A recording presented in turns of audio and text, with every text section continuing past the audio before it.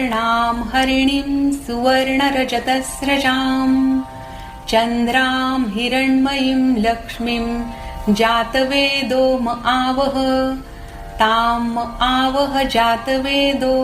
लक्ष्मीमनपगामिनीं यस्यां हिरण्यं विन्देयं गामश्वं पुरुषानहम् अश्वपूर्वां रथमध्यां हस्तिनादप्रबोधिनीं श्रियं देवीमुपभये श्रीर्मा देवी जुषताम् कांसोऽस्मितां हिरण्यप्राकाराम् आर्द्रां ज्वलन्तीं तृप्तां तर्पयन्तीं पद्मे स्थितां पद्मवर्णां तामिहोपभये श्रियं चन्द्रां प्रभासां यशसा ज्वलन्तीं श्रियं